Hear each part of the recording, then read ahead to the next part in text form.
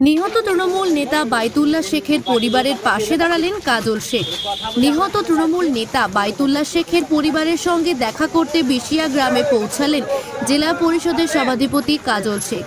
নিহত বাইতুল্লাহ শেখ ছিলেন স্থানীয় পঞ্চায়েত সমিতির প্রাক্তন কর্মাধ্যক্ষ এবং বর্তমানে ব্লক কমিটির সদস্য। তার স্ত্রী শাকিলা বিবি বর্তমানে পঞ্চায়েত সমিতির মৎস্য কর্মাধ্যক্ষ পদে আছেন।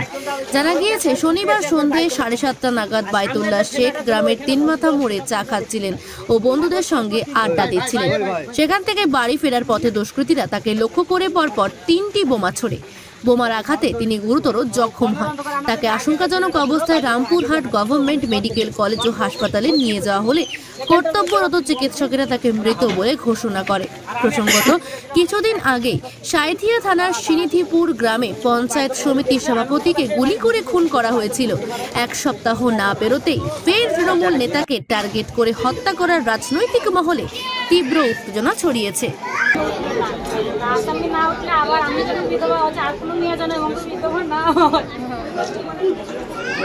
অনুরোধ করা থাকছে যেন একটু দেখিয়ে যেন আসামিরা কঠোর শাস্তি পায়।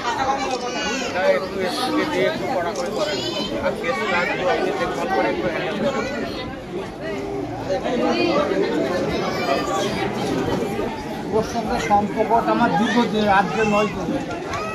আমি 19 তারিখে আজ থেকে কোর্টে চলে গিয়েছিলাম, আগের দিন আমি চলে আসলাম, সেই দিনে আমি আসতাম। আর এর সঙ্গে সম্পর্কটা অনেক আগে থেকে আছে, অনেক আগে থেকে আছে।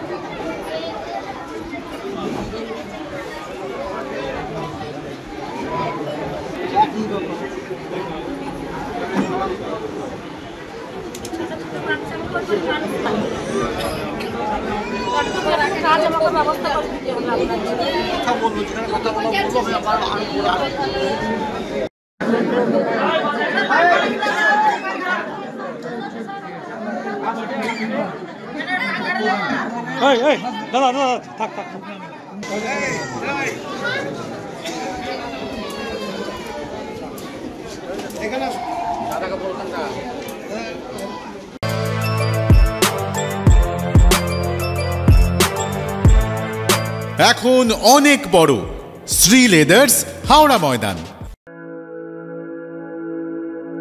আপনি কি জটিল কিছু সমস্যায় ভুগছেন? সমাধান পেতে চান?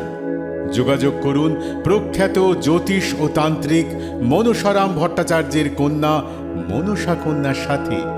প্রখ্যাত জ্যোতিষ ও তান্ত্রিক মনসা কন্যা হাওড়া জানবাড়ি ও হাতিবাগানের নিজস্ব মন্দিরেও বসেন। যোগাযোগ 9830106967 আর 9239655323।